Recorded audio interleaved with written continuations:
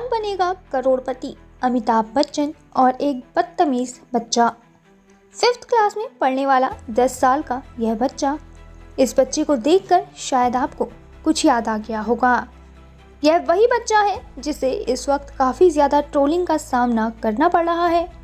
कुछ लोग इस बच्चे को बदतमीज बोल रहे हैं, तो वहीं कई लोग ऐसे हैं जो इस बच्चे की परवरिश और माता पिता को तरह तरह की गलत बातें कह रहे हैं। इस बच्चे का नाम है इशित भट्ट, जिसे आपने कुछ दिन पहले कौन बनेगा करोड़पति में अमिताभ बच्चन के साथ देखा होगा, जो कि उनके सामने हॉट सीट पर बैठे हुए दिख रहा था। इस बच्चे ने कौन बनेगा करोड़पति शो में कुछ भी नहीं जीता।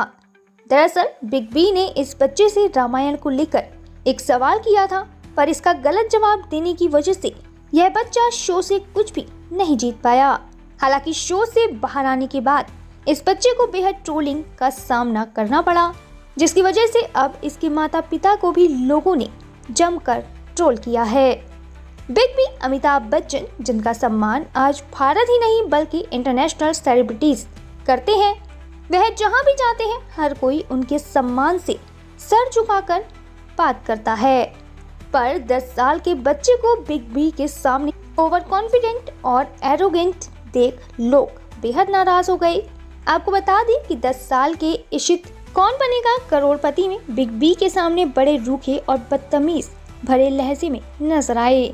सोशल मीडिया पर इशित भट्ट को ओवर स्मार्टनेस दिखाने और 83 वर्षीय अमिताभ बच्चन से बदतमीजी करने के लिए बेहद ट्रोल किया गया। इशित ने कौन बनेगा करोड़पति में जाते ही सबसे पहले बिग बी से ये कहा कि वह नियम नहीं सुनना चाहता, और इसके बाद बिना कुछ सुने जल्दबाजी में उसने जवाब दे दिया। इसी तरह जब 5वें नंबर का सवाल इशित के सामने रखा गया तो उसने ओवर कॉन्फिडेंट से गलत उत्तर दे दिया, जिसके बाद वो इस शो से बाहर हो गया और उसे काफ़ी ज़्यादा ट्रोलिंग मिल रही है। इस वक्त उसकी परवरिश को लेकर भी उनके माता पिता को काफ़ी ट्रोल किया जा रहा है। पर इन सब के बाद इशित ने अपने बर्ताव के लिए अमिताभ बच्चन और कौन बनेगा करोड़पति की टीम से माफ़ी मांगी है। उन्होंने लिखा है कि मुझे पता है कि मेरे बोलने के तरीके से कई लोगों को ठेस पहुंची, निराशा हुई या उनका अपमान हुआ, और मुझे इसका बहुत अफसोस है। इसके आगे इशित भट्ट ने बर्ताव की वजह भी बताई। उसने लिखा कि वह अमिताभ बच्चन का बहुत सम्मान करते हैं और जो कुछ हुआ वह उनके लिए एक बड़ा सबक था। हालांकि आपका इशित भट्ट के इस बर्ताव और माफ़ी मांगने को लेकर क्या कहना है, कमेंट में ज़रूर बताएं। पर यहाँ पर सिर्फ बात इशित भट्ट की नहीं है। दरअसल इशित भट्ट ने भले ही अमिताभ बच्चन के सामने बुरा व्यवहार किया हो, पर यह कोई पहला और इकलौता मामला नहीं है, और ना ही यह कोई ऐसे बच्चे का सिर्फ एक तरह का व्यवहार है। आज सोशल मीडिया पर कई ऐसे किस्से सामने आए हैं जहां पर बच्चों का रूखा और अनएक्सेप्टेबल व्यवहार देखा गया है। इस व्यवहार के लिए अधिकतर लोग कहते हैं कि यह कहीं ना कहीं उनकी परवरिश का ही नतीजा है और इसके पीछे उनके माता पिता ही जिम्मेदार हैं।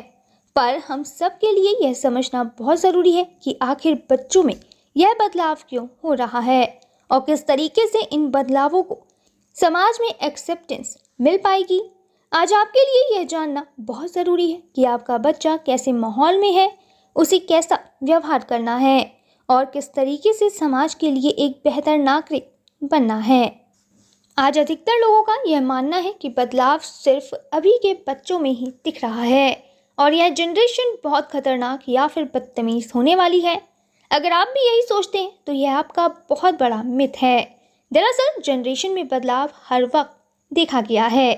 एक जनरेशन हमारी दूसरे जनरेशन से एडवांस या यूँ कहें कि कुछ अलग ही रहती है।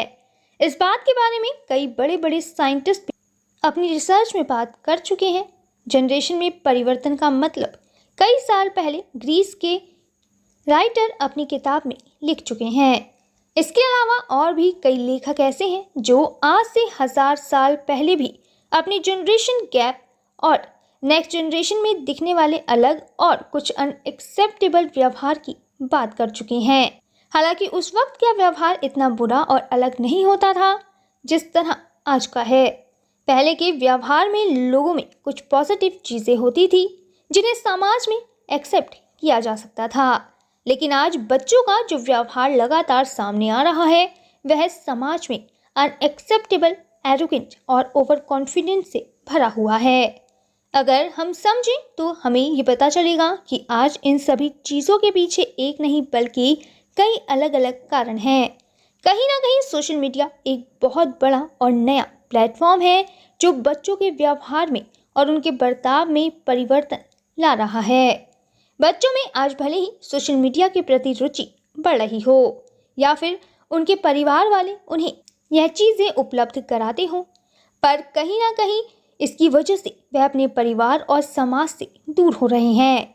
बच्चों को सही और गलत की पहचान नहीं है, ना ही उन्हें इसके बारे में बताने के लिए कोई भी उपलब्ध है।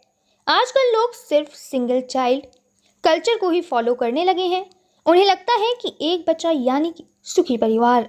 ऐसे में बच्चा इकलौता होता है और उसे हमेशा बेस्ट या यूं कहें कि स्पेशल ट्रीटमेंट दिया जाता है। एक परिवार में जब इकलौता बच्चा होता है तो यह बेहद मामूली सी बात है कि हर कोई उसे ही पसंद करता है, पर जब वही बच्चा समाज में उतरता है और उसके आसपास कई अलग अलग कॉम्पिटिटर होते हैं तो वह इस माहौल में एडजस्ट नहीं कर पाता। ऐसे में उसके घर से ही जो लाड प्यार और स्पेशल ट्रीटमेंट उसे मिला होता है वह बाहर नहीं मिल पाता। इसकी वजह से उसे बाहर एडजस्ट करने में काफ़ी दिक्कत होती है और वो इस माहौल में फ्रस्ट्रेट और नेगेटिव होता चला जाता है। कई बार प्यार से पलने वाले बच्चों को माता पिता हर चीज़ लाकर दे देते हैं। उनकी हर एक डिमांड समय से पहले ही घर पर पूरी की जाती है, पर यह सारी चीज़ें जब उनके करियर में नहीं मिल पाती या फिर जब वह बड़े होते हैं और अपनी जॉब या फिर अपनी मनपसंद कोई भी चीज़ को नहीं पा सकते या फिर किसी भी काम को नहीं कर सकते, तो ऐसे में उनका व्यवहार एग्रेसिव और एरोगेंट होता चला जाता है।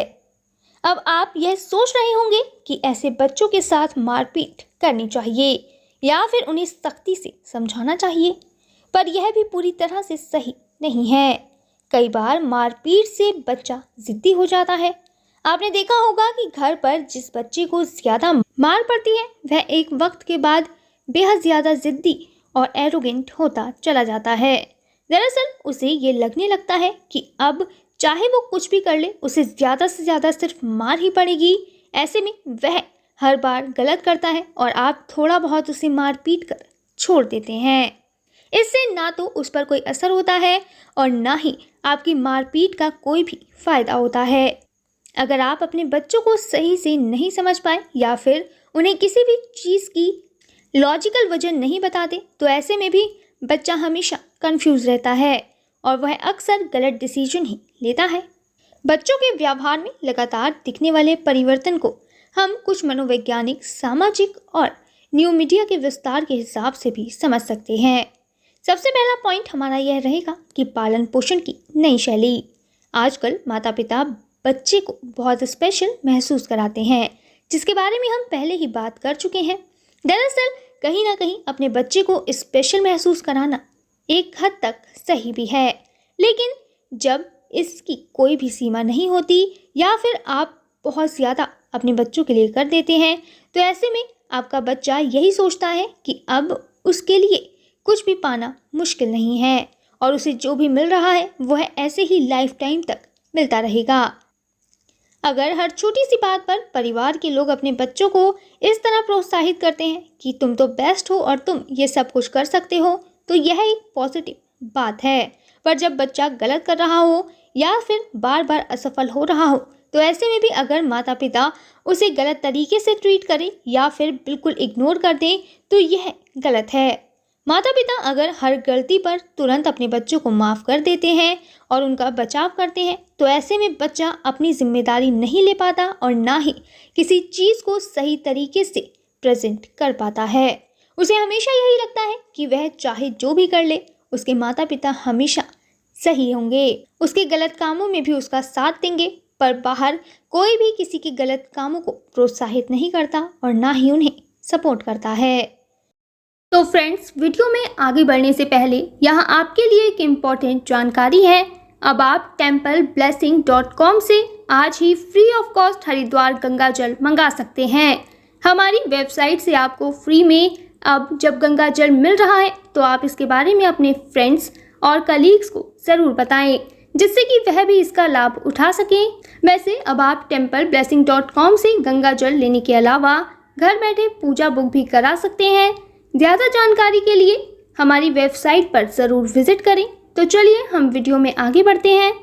सोशल मीडिया और डिजिटल प्रभाव भी कहीं ना कहीं बच्चों के व्यवहार में बहुत असर डाल रहा है।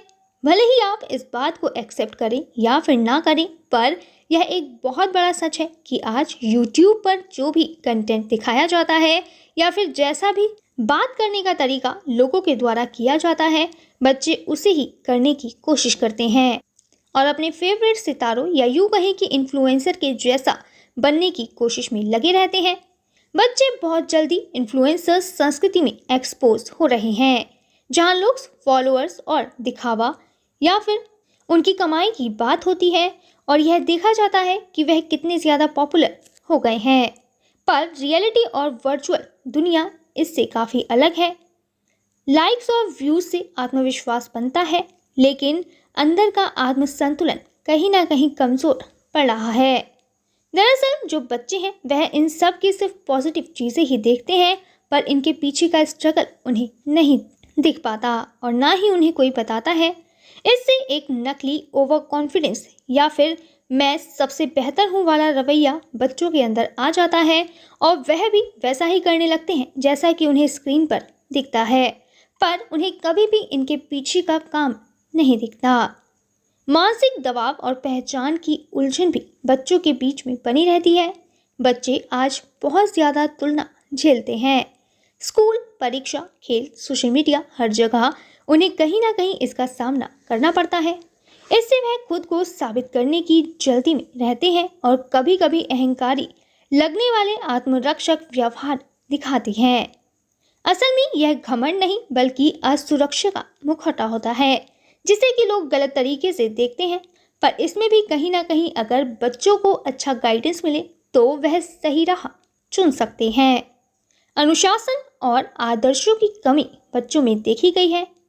पहले बच्चों को घर या स्कूल में नियमित रूप से विनम्रता, बड़ों का सम्मान, धैर्य जैसे गुण सिखाए जाते थे, पर अब परिवारों में संवाद कम और स्क्रीन टाइम ज़्यादा हो चुका है, जिसकी वजह से बच्चे वास्तविक बातचीत और सहानुभूति कम सीखते हैं और वर्चुअल दुनिया में ज़्यादा रहते हैं। जब बच्चा दूसरों के भावात्मक संकेत समझना नहीं सीखता तो वह रूखा या फिर घमंडी दिखने लगता है। Over exposure to adult behaviour, यह भी एक बड़ा कारण है कि आज बच्चों के व्यवहार में एरोगेंट या फिर नेगेटिव ओवर कॉन्फिडेंट देखा जाता है। बच्चों के हाथ में दिया जाने वाला मोबाइल फ़ोन सिर्फ बात करने या फिर व्हाट्सएप और इंटरनेट तक ही सीमित नहीं है, बल्कि इस पर कई तरह का कंटेंट यूट्यूब पर भी अवेलेबल होता है। आपको लगता है कि आपके बच्चे सिर्फ यूट्यूब पर कार्टून वीडियो या फिर गेमिंग काम ही करते हैं, पर असल में इन्हीं सब के बीच कई बार सोशल मीडिया पर पॉपअप ऐड या फिर एरोगेंट नेगेटिव और ऐसा कंटेंट होता है जिसे वहाँ पर बहुत ही प्रेसफुली प्रेजेंट किया जाता है, पर असल में वह बहुत गलत होता है। उदाहरण के लिए हम यह समझ सकते हैं कि कई बार कुछ लड़कों का गैंग बेहद मासूम से लोगों के साथ मारपीट करता है या फिर उन्हें परेशान करता है। इस ग्रुप को भले ही हमारे समाज में असल में सम्मान ना मिलता हो, पर उस वर्चुअल कंटेंट या फिर उस स्क्रीन पर यह दिखाया जाता है कि जिन लड़कों ने गुंडागर्दी की है वह बहुत महान है और हर कोई उनका सम्मान कर रहा है। ऐसे में बच्चे फिलहाल इसके पीछे का जो कंटेंट है या फिर जो भी नेगेटिव चीज़ है वो नहीं समझ पाते। उन्हें बस यही लगता है कि इस तरह का व्यवहार ही समाज में आपको पॉपुलर करेगा और आपको सम्मान दिलाएगा। बच्चे टीवी, OTT और यूट्यूब पर बड़ों के व्यवहार की कॉपी करते हैं, जहां ज़्यादातर डोमिनेंट और एटीट्यूड वाले किरदार ही दिखाए जाते हैं। इसके बाद धीरे धीरे उन्हें लगता है कि कूल बनने के लिए थोड़ा एरोगेंट होना ज़रूरी है। भावनाओं को संभालने का सही ज्ञान भी आजकल बच्चों में नहीं है। आज के बच्चे गुस्सा या निराशा को कैसे नियंत्रित करना है इसके बारे में नहीं जानते और ना ही उन्हें विस्तार से और लॉजिकली इसके बारे में बताया जाता है। आपने देखा होगा कि अक्सर जब भी बच्चे गुस्सा हो जाते हैं तो ऐसे में माता पिता उन्हें जल्दी शांत कराने या फिर मनाने लगते हैं, जिससे बच्चा अपनी भावनाएं खुद मैनेज करना नहीं सीख पाता और नतीजा यही होता है कि वह छोटी छोटी बातों पर चिड़चिड़ा और आक्रोशित हो जाता है। यह तो कुछ ऐसे बिंदु थे जो कि आजकल बच्चों के व्यवहार में बदलाव के लिए अहम भूमिका निभा सकते हैं, पर अगर हम उनके समाधान की बात करें तो इसके लिए पेरेंट्स की सबसे अहम भूमिका है। उसके बाद परिवार और स्कूल भी यहाँ पर काफ़ी मायने रखता है। बच्चों का पहला स्कूल उसका परिवार होता है। दरअसल पेरेंट्स अपने बच्चों के साथ और पूरी फैमिली मेंबर्स बच्चों के साथ कैसा व्यवहार करते हैं और उन्हें किस तरीके से ट्रीट करते हैं, ये अपने आप में बहुत महत्वपूर्ण है, क्योंकि यहीं से ही उसकी परवरिश होती है और वह वही व्यवहार बाहर करता है जो कि उसे अंदर मिलता है। कई बार आप देखते होंगे कि आपका बच्चा अच्छा करे या फिर कुछ गलत करे तो ऐसे में आपका व्यवहार भी बदलता रहता है। आपके लिए बेहद ज़रूरी है कि आप अपने बच्चों की जीत पर या फिर कुछ भी अचीवमेंट पर उनकी तारीफ करें और उनका प्रोत्साहन करें। पर जब भी आपका बच्चा किसी मौके पर हारता है या फिर उससे कोई गलती होती है तो आपको उसी वक्त उसे समझाना चाहिए और उसे पॉजिटिव तरीके से मोटिवेट करना चाहिए, जिससे कि नेक्स्ट टाइम वो ये गलती ना करे और अगर किसी वजह से वह हार गया है तो अगली बार वह उसे अपनी जीत में पॉजिटिव तरीके से ही बदल सके। यह बात तो आप जानते होंगे कि हर कदम पर बच्चों की तारीफ करना ज़रूरी नहीं होता। आपका बच्चा जब भी कुछ गलत कर रहा हो तो ऐसे में आपको सिर्फ खड़े होकर देखते नहीं रहना है। आपको अपने बच्चों को सही और गलत की पहचान कराना बहुत ज़रूरी है, क्योंकि बाहर का कोई भी इंसान आपके बच्चे को उस तरीके से नहीं समझा पाएगा जिस तरीके से आप अपने बच्चे के साथ इनिशिएट रहेंगे, क्योंकि यहीं से उन्हें पता चलता है कि उन्हें भविष्य में कौन सी गलती करनी है और कौन सी नहीं।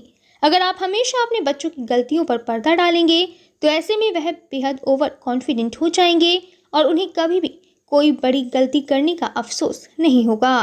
कहीं ना कहीं आज भी यह एक बहुत बड़ी वजह है कि बच्चे लगातार गलती पर गलती करते हैं और उन्हें सुधारने वाला कोई भी नहीं है, क्योंकि हर पेरेंट आज अपने बच्चों को सब कुछ बिना बोले और अच्छा प्रोवाइड करना चाहता है, लेकिन यही एक सबसे बड़ा रीज़न है कि आज बच्चे बहुत शॉर्ट टेम्पर हो गए हैं और उनके अंदर किसी भी चीज़ को एक्सेप्ट करने की या फिर सब्र रखने की कमी हो चुकी है। आज के बच्चे ना सुनना बिल्कुल पसंद नहीं करते और हमेशा अपनी मनमानी चलाना चाहते हैं।